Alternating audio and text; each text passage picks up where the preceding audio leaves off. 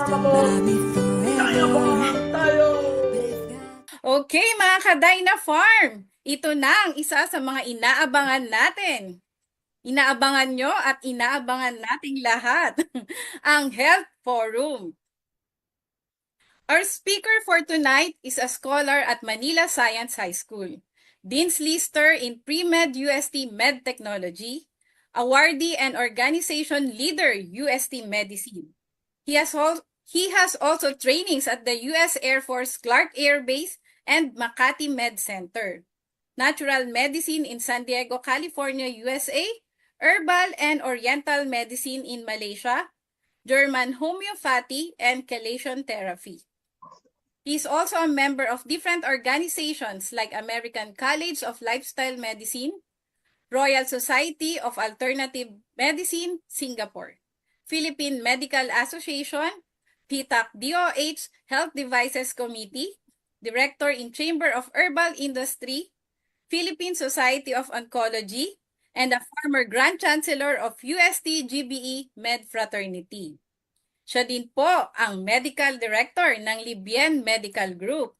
At may mga sinulat din po siyang libro katulad ng The Great Anxiety Escape with Max Ricketts Jr. and Detox Benefits and Procedures with Diamond Lab. Siya rin po ay may mga regular programs sa DZRH, DZBB, DWIZ, and TB5. So without further ado, let us all welcome Dr. Edwin Bien. Long live Dyna Farm. Hello there. Magandang araw po, Doc. Kamusta po kayo? Magandang araw. Long live everyone. And I'm so excited.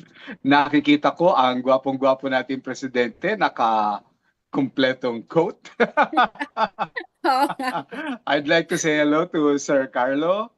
And of course, I'd like to say thank you sa pagpapacilitate ninyo. Miss Precious, thank you. I'll Miss LV. And of course, Sir Bong, dahil inayos po niya ang mga slides na gagamitin natin. To everyone, long live Dyna Farm. Yes, Doc. Miss Precious. So, ayan, Doc, maganda po ang topic nyo ngayon. Be healthier this 2025. Ay, opo. Kasi nga naman, syempre would like to start the year right. Diba?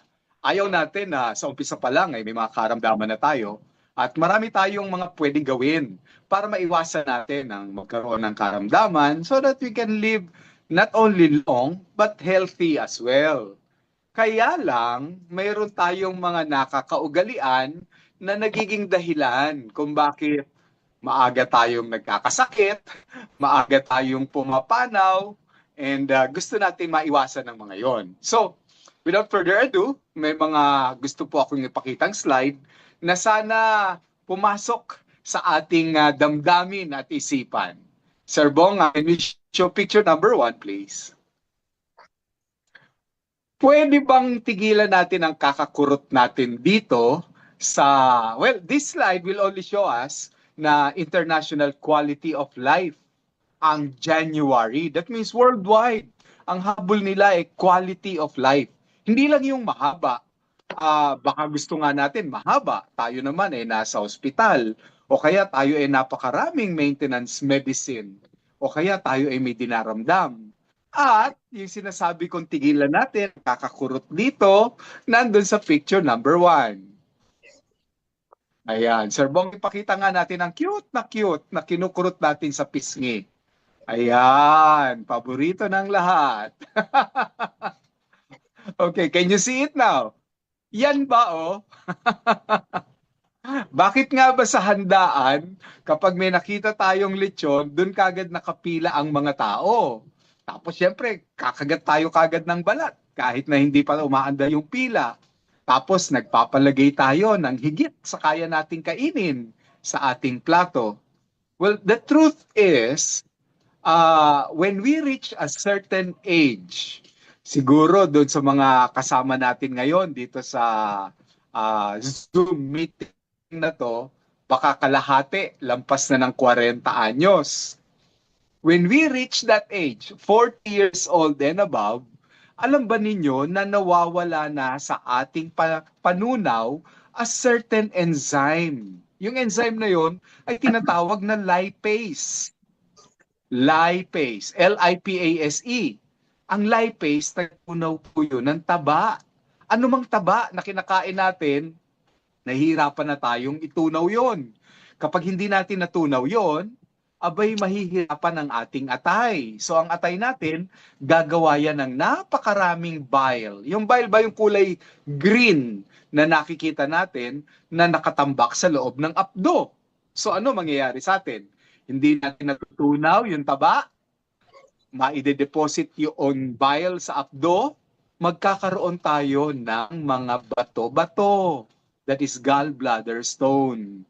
Hindi lamang yon, siyempre tataas yung ating LDL or the bad cholesterol, yung ating triglyceride, at yung doktor natin ay maaaring magreseta sa atin ng rosuvastatin or other statins. Ayaw natin yun. Kasi ang matagal na pag-inom ng statins, more than 3 months, can cause a damage to our liver. So, para maiwasan natin yon, hulaan mo, Miss Precious, anong parte daw nung lechon ang pinakamasustansya? Tenga kaya, Precious, Dok? can you hear Tenga. me? Yes, Doc. Yes, Doc. Anong tenga? Yung mansanas. Oh. Ayan, Dok, napaghahalata na mahilig din ako sa lechon. Talagang malaki ang kinalaman sa mga pagkain para maging healthy tayo, di po ba, Dok?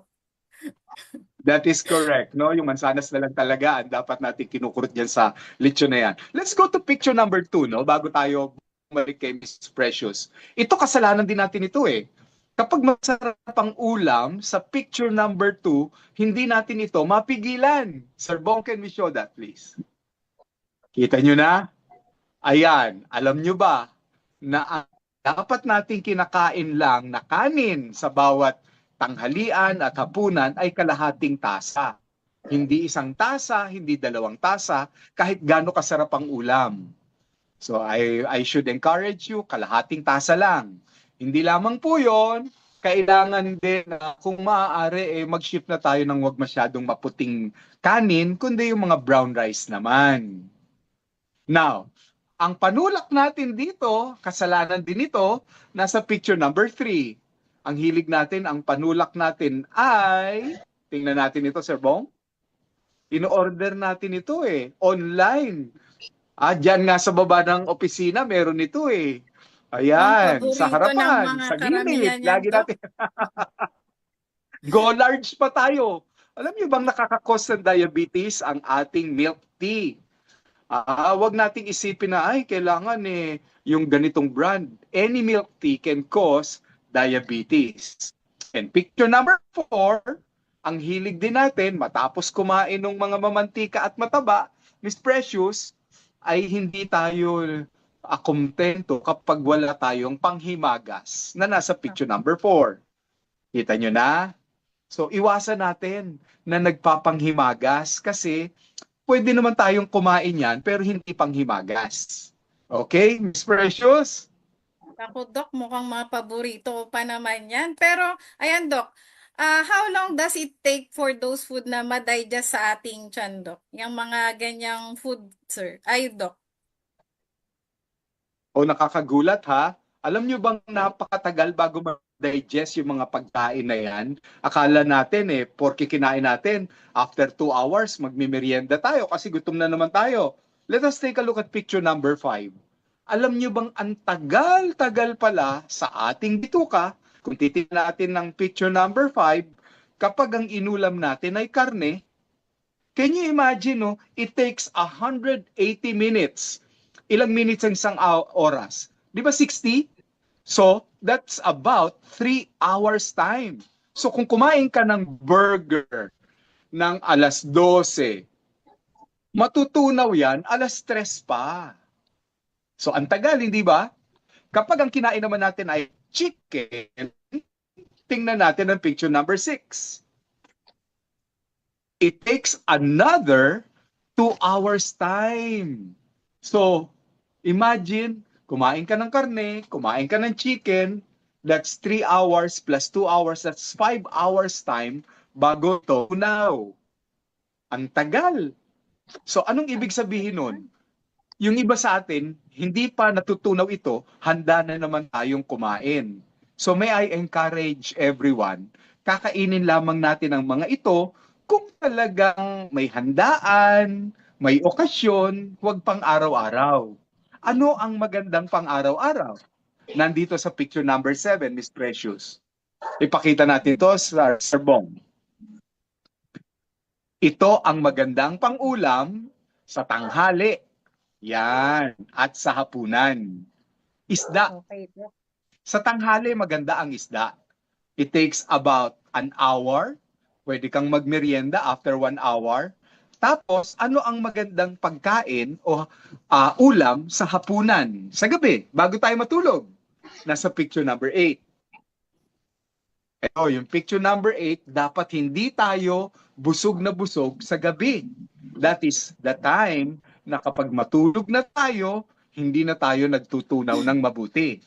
At ang gulay at prutas ang magandang pagkain sa hapunan. So let us make it a point. Dinner natin, salad. Kung hindi man salad, chop suey. O kaya siguro mga gulay na ating inihanda. Those are better na dinner natin, Miss Precious. Okay, Doc. Sige, Doc. Okay. Sisimulan talaga. Sisimulan mamaya. So, Doc, Dinner, ano ha? po Dinner. mga... Dinner. Yes, Doc. Yes, Doc. Doc, ano-ano po yung mga good food na mainam sa ating katawan? Bukod dito sa Yan, ito fruits na. and Ang ganda-ganda na. vegetable, Ito Doc. ang mga dinner natin. Dinner na ito, ha? Dinner. Pero pwede Okay, rin Doc. any time of the day. Kaya nga lang, kapag nagtatrabaho tayo, mahirap hanapin ito sa workplace. Mahirap hanapin ito diyan sa mga mall. So, ang gagawin natin, kung maaari, before we sleep, ito ang ihahanda natin. Picture number 9, please. Ayan, no? Tingnan natin ang picture na mga kulay, kita ay napakagalas kasi alkaline. Sir Bong, ipakita natin.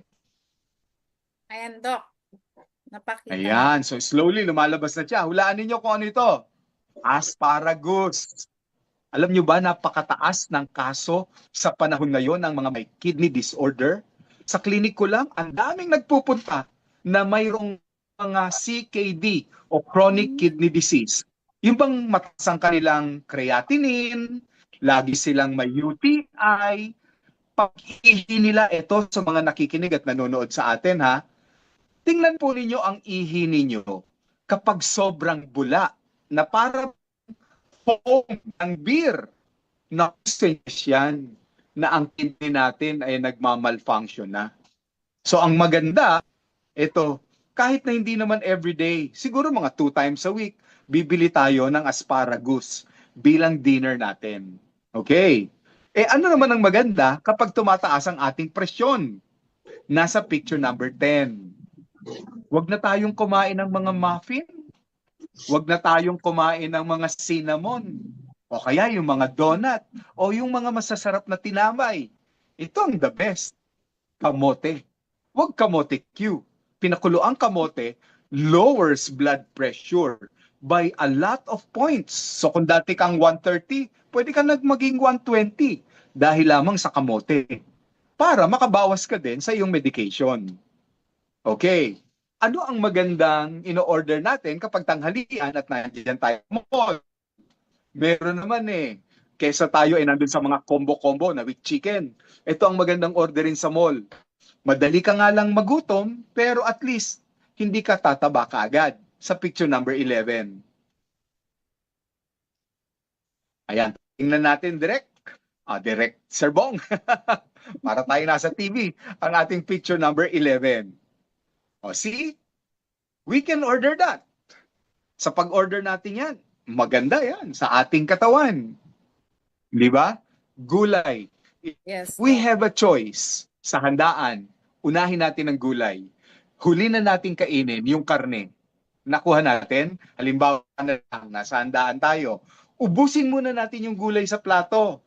Pag naubos na yung gulay sa plato, at saka natin, unti-unting kainin yung karne. You know why? Dahil in less than an hour, digested na yung gulay. Para kahit digested na siya, handa na siyang lumabas, yung karne, it takes about 1.5 hours to 2 hours bago siya matunaw. Miss Precious. Ayun. Yan talaga, Dok. Yan talaga yung mga sinisimulan ko ng kainin ng tanghali, gabi. So, ayan, Dok, may mga dapat po bang iwasan para hindi po magkasakit, Dok? Opo, opo. Tingnan natin ang ating tiyan. Let us be honest. Hindi na natin kayang isuot yung ating ginamit nung tayo ay high school. Naku. O hindi, wag na high school, nung college. O hindi nung college. Nung ikinasal kayo, kasya pa ba? Di ba hindi Kahit na? nung 3 years, Dok, parang di ko nakasya. O bago mag-pandemic, parang hindi na kasya. You know why? Kala natin bakit hindi na magkasya? Ito yung dahilan eh. Nasa picture number 12. Tingnan natin ito, Sir Bong. Yung tinatawag naming toxic megacolon.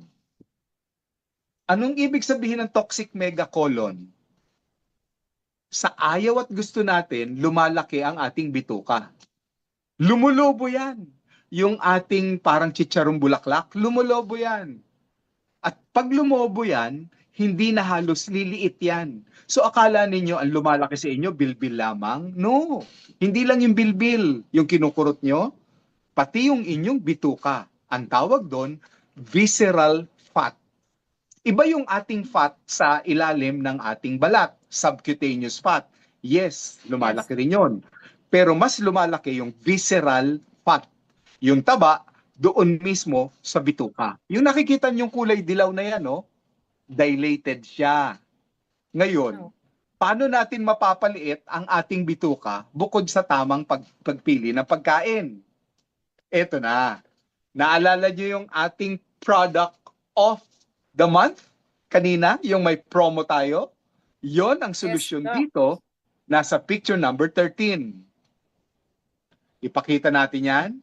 Ang picture number 13 will show us kailangan matuto tayong dumumi mayat maya up to 3 times a day. So malaking tulong yung spirulina sa pagdumi.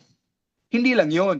Itong posisyon ng ating paa, malaking tulong para maitulak ng maganda yung lumalaki nating bituka. So nabibili yan, stool. Ginagamit nyo nga yan pag naglalaba, di ba? Pero mayroon Yes. talagang nabibili na stool na pwede ninyong isama doon sa inyong toilet bowl. Ayan. So footstool for bowel movement. Kapag ginawa kasi natin ang posisyon na yan, gaganda ang peristalsis. That is the correct word para maitulak lahat ng laman ng ating bituka. Tandaan nyo, ang ating large intestine is 5 feet long. Ang haba nun, 5 feet. Halos tangkad ng isang tao hanggang leeg. Pero ang inilalabas natin pag dumudumi tayo, 6 inches lang. So nasa napunta yung dumi na 4 feet long, naiiwan sa loob ng tiyan. Okay? So, anong Dok, gagawin natin para lumambot yan? Nasa picture number 14. Tingnan lang natin. ayun. Yan. Picture number 14, please. Direct. Direct uli. Yan. Sanay kasi tayo nasa TV and ano eh. Ayan.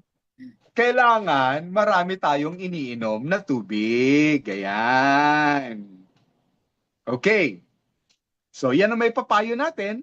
8 baso or 2 liters of water together with our supplement, yung ating product for the month na spirulina, ikakanaw natin sa tubig na ito will help evacuate a lot na laman ng ating intestine. Miss Precious. Yes, Dok. Ayan. So, ayan, tandaan po ninyo Miss ha, Elvie. uminom po kayo ng tubig. So, Opo. ayan. Sige po, Dok. Ituloy na lang po muna natin. Pag hindi ka uminom ng tubig na marami, akala natin dahil lang sa ating pagkain ng mga mani-mani, ng mga laman loob. Let us see picture number 15.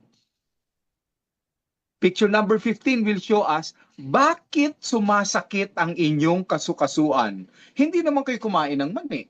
Hindi naman kayo kumain ng dinuguan o ng bopis o ng papaitan.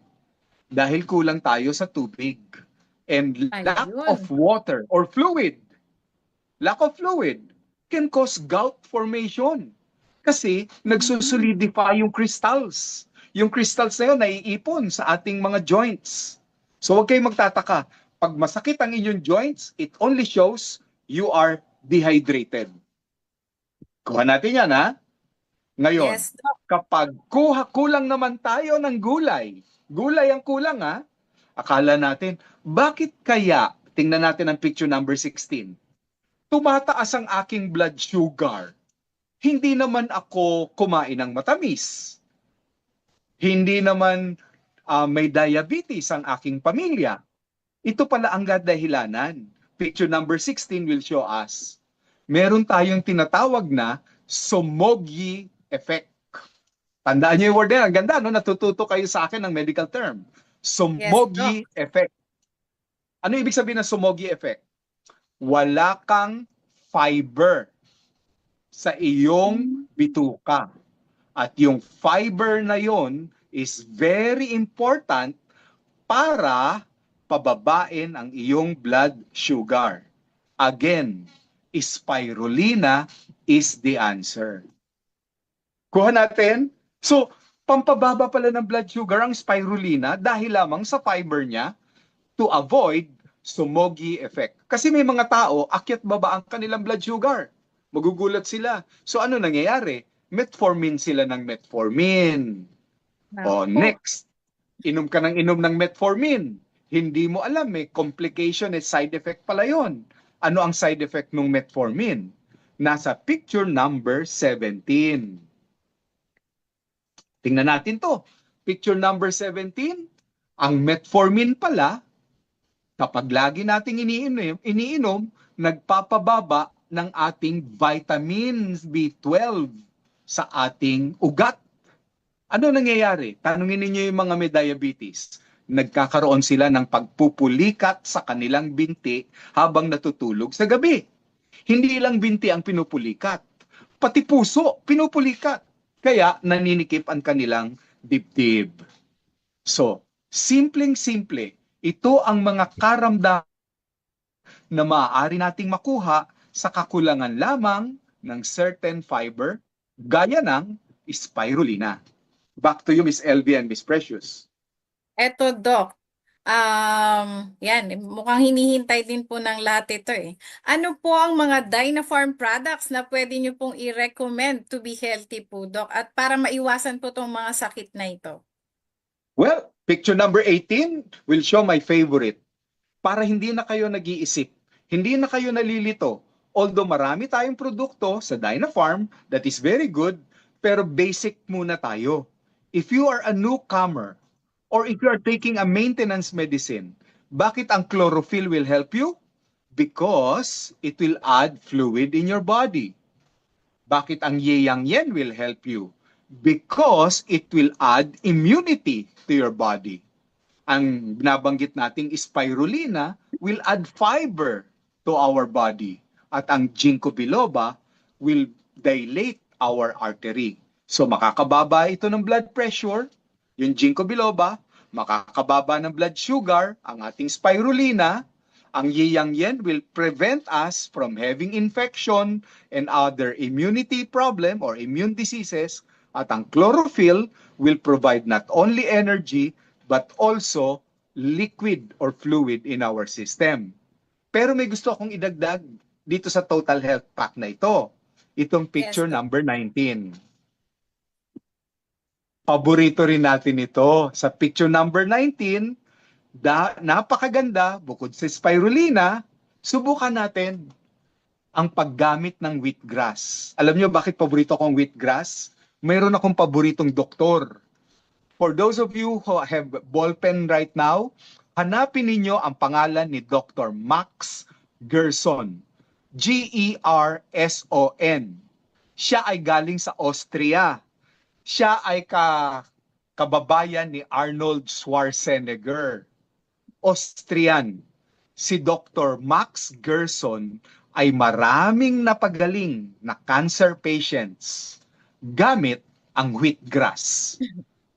So may mga natututunan kayo ha. Kung may mga Yes, Doc. tumutubong mga bukol-bukol sa ating katawan, bukol sa suso, bukol sa matris, bukol ka saan man, wheatgrass will help us. So, this is my challenge to other people. Let us see slide number 20. Yes. Nasa eskwelahan naman ako kasi nagtuturo rin ako sa university eh. Page tuloy ng Wow. libro. Ayan! Challenge ko sa inyo to ha. Pwede ko bang ipakiusap na lahat ng kasamahan natin dito, huwag na kayong iinom ng soft drink? It's a challenge. Kasi gusto nating mabuhay ng healthy and long. Yes, Okay? Doc. Ano pamalit natin dyan? Nasa picture number 21. Very simple. Ayan, picture number 21. Ito yung pamalit natin dyan. Hilain na natin, Doc, yung picture Ayan. number Oh, picture number 21. 21. Ayan, no? Yun. Ayan Kitang-kita yung na iniinom natin. ko every day. Oo. Eh di, yan na lang ang ating iinumin. Total, magkasinsarap naman sila. Di ba? Ayan. So, yan ang maipapayo ko na, no? When it comes to products, those are the things that I would recommend, Miss Precious. Yes, Doc. Ayan. Tama yan, Miss Doc. Elvie. Iniinom ko yan every day.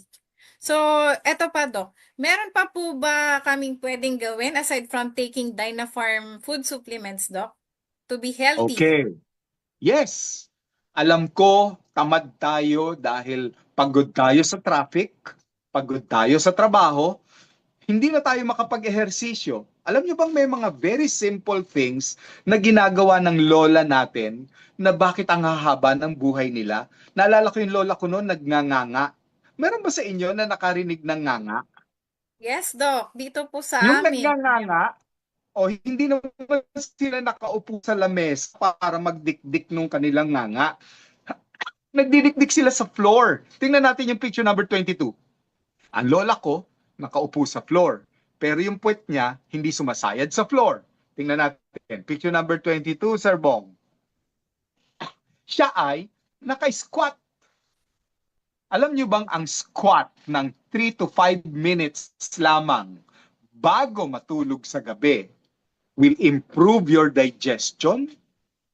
Simple lang. Habang nanonood ka ng Netflix sa cellphone o nagtitingin ka ng Facebook, squat ka. Kesa ikaw yung nakaupo sa silya, itinutulak ng siko mo yung dalawa mong hita. That will push your bowel movement. Bukod dyan, kung umaga naman, bago ka bumangon, ito naman ang gagawin mo. Total, nakahiga ka na rin lang eh. Picture number 23. Baliktarin mo yung ulo mo, yung puwet mo ang isayad mo sa pader. Picture number 23 will show us leg up wall posture. Tingnan natin yan. Dadalo yung dugo mula sa iyong paa papunta ng iyong puso. Ano maganda dyan? Improve circulation, improve digestion, and improve heart rate. Para ang puso mo hindi hirap bumomba. Kasi nga naman, hindi siya mahihirapan ibalik yung dugo dahil nakataas ang iyong paa. Very simple, hindi ba? So, again, another 3 to 5 minutes sa umaga bago ka bumangon ng iyong higaan. At doon naman sa mga gustong lumiit ang kanilang mga tiyan, last na ito. Tingnan natin ang picture number 24. Hindi mo kailangang mag-sit up, hindi mo kailangang mag-gym. Simpleng planking. Yan o, planking lang ng 3 to 5 minutes. Ay nako, I challenge you. Hindi mo kaya ng 5 minutes yan. Alam ni Sir Carlo yan, nag-gym si Sir Carlo. 2 to 3 minutes lang. Nanginginig na ang iyong buong katawan. Ang tawag dyan, planking. But if you can do that, kahit mga 3 times a week lang, ng 2 to 3 minutes, tingnan mo ang iyong tiyan, 2 inches ang mawawala dyan. Wow. Okay. And last but not the least, ang picture number 25 is the key towards good health. Ito, galing sa taas talaga ito. Regalo talaga ito sa atin ni Lord. Kailangan masayahin tayo. A merry heart does good like medicine. Nakangiti lang tayo kahit gaano kabigat ang ating mga binubuhat. With that, I'd like to thank you everyone and may God bless. Ayan. Thank you very much, Doc Bien, for a very informative discussion. Ang dami ko na namang natutunan sa inyo, Doc. And for sure, yung mga kasama natin ngayon sa Zoom and sa FB Live, malamang nag-take down din po sila ng notes para simulan na rin po ng tama ang year 2025. Di ba mga ka-Dyna Farm? So mga ka-Dyna Farm, we're open for the question and answer portion. And feel free to chat all your questions at babasahin po namin para masagot po ni Doc Bien. Ayan, mag-chat lang po kayo. Mga Ay, partners, may yes, mga tanong partner. po ba tayo dyan? Yes, partner, may tanong dito, nag-PM sa akin sa chat. Ah, sabi po, Doc, paano po kung hindi ako mahilig kumain ng gulay? Pwede po bang i-replace na lang ng spirulina, instant cereal, and high fiber? Kasing effective din po ba yan ng actual na kumakain ng gulay? Yun, Doc. Maaari. I would agree, yes. Kung talagang no choice ka eh. Alam mo kung sino ang no choice dito? Kanina lang, ilang pasyente ko ang may sakit sa kidney. One, hindi sila mahilig sa gulay. Two, walang gulay. Alam mo kung sino ang walang gulay? Mga seaman, mga seafarer.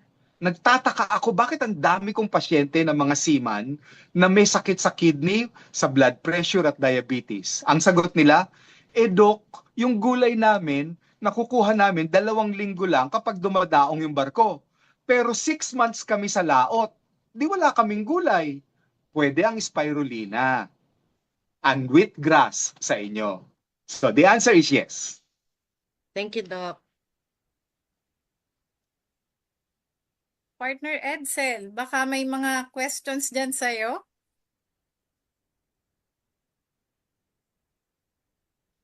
Yan, eto po. Eto po, Doc Bien, kung ang 1 bowl of rice is equivalent to 2 can of soda, ah, paano yung needs ng katawan natin for carbohydrates? Saan pwedeng makakuha bukod po sa rice para sa needs natin na carbo sa ating katawan?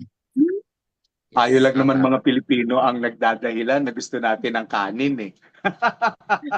Naghahanap tayo ng dahilan para makakain ng kanin dahil carbo daw eh, no? Can you imagine bakit pinalabas sa Netflix yung tinatawag nilang Live to 100 at may 3 bansa na nakita nila na hindi mahilig sa kanin pero nabubuhay ng 100 years old.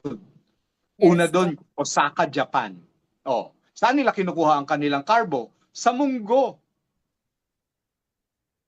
sa mga beans. So, maraming pwedeng pagkuhaan ng carbo.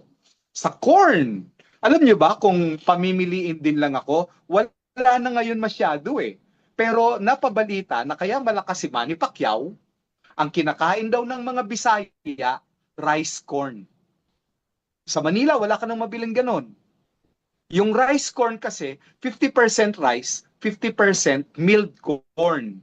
Pag pinaghalo mo yon, mas mababa ang glycemic index, mas matagal kang mabubusog, at healthier ang corn than rice. So hanap kayo, rice corn. Meron nun sa Bisaya, ang tawag doon, puso. Wala bang Bisaya dito sa ating group chat? I'm marami. sure Meron, Doc, meron. marami. May Ayun, mga taga Davao eh. Nakita ko may taga Opo. Davao eh. Ako sumagot taga sila, Davao, Doc. Doc. Saka Doc, parang hindi lang po sa Visayas yun. Meron din po sa amin kasi nakakain na rin po ako ng ganun, Doc. Eh. Na magkahalo po ang Puso. rice and corn. Yes.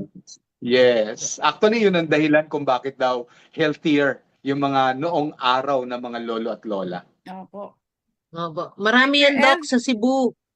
Yan. Kaya yan Oh, si Lolo yeah. yung sa ating Yeah, franchise. true, Puro true. puso. Puso. Opo. Yan, Doc, may nag-text naman. Ito po. Doc, yung keto diet, ang sinasabi niya, healthy daw kung kumakain ng puro karne at puro taba. Yung intermittent fasting naman daw, once a day ka lang kakain. Anong masasabi niyo, Doc, sa mga ganyang nauuso ngayon? Well, I agree in some. One, personally ako, naka-intermittent fasting ako. Ang huling kain ko, alas 7:30. Tapos kinabukasan, ang unang kain ko, alas 10:30. Sama na yung breakfast and lunch. Between the two, 7:30 to 8:30, I take a lot of fluids like this. So makikita nyo, napakalaki ng aking iniinom. Now, intermittent fasting is very good to lower your blood sugar and para medyo mag-slim down ka.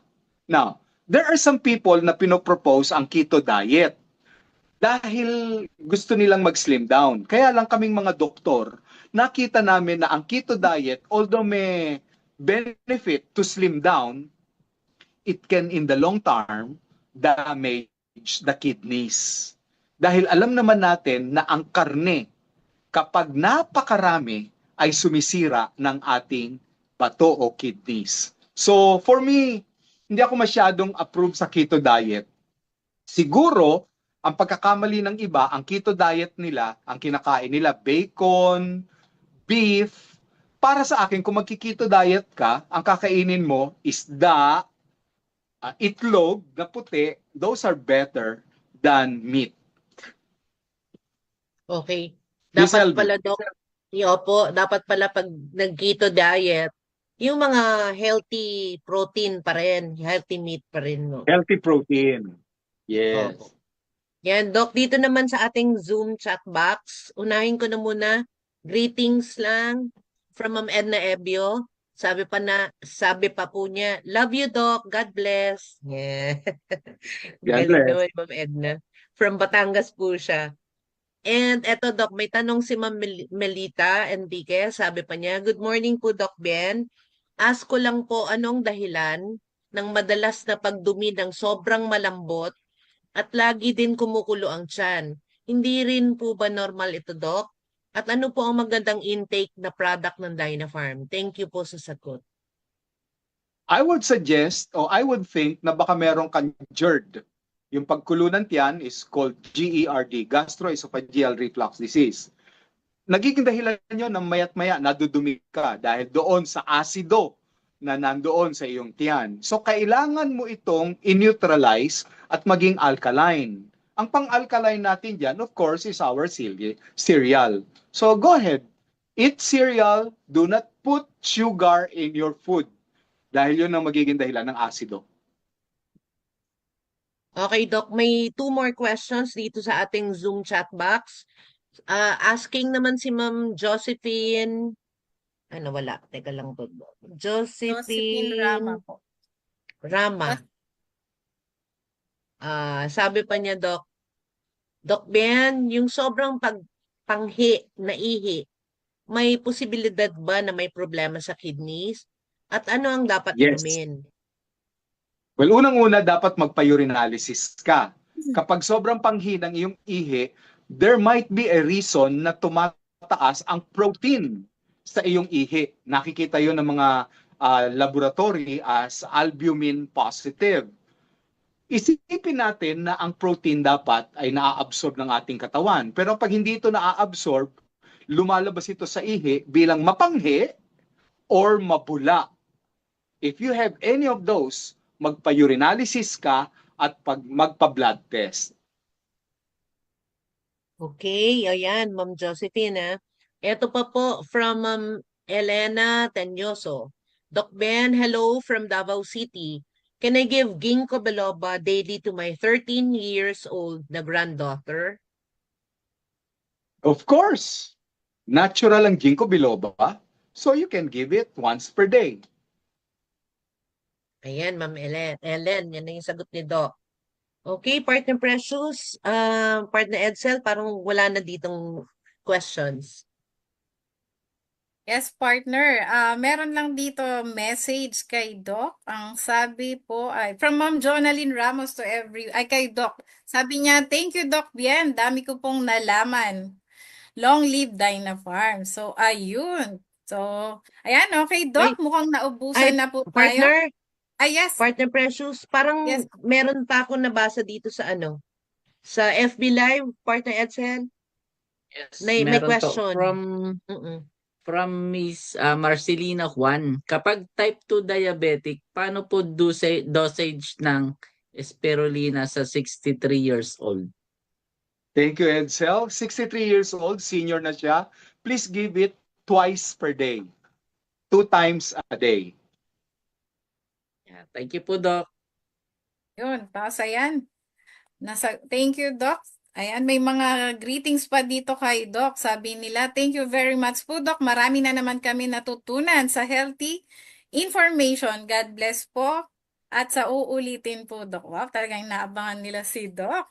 Okay po, Doc. Mukhang naubusan na po tayo ng oras. And as usual, bago po tayo magtapos, any message po, Doc, para sa lahat po ng nanonood sa atin ngayong gabi?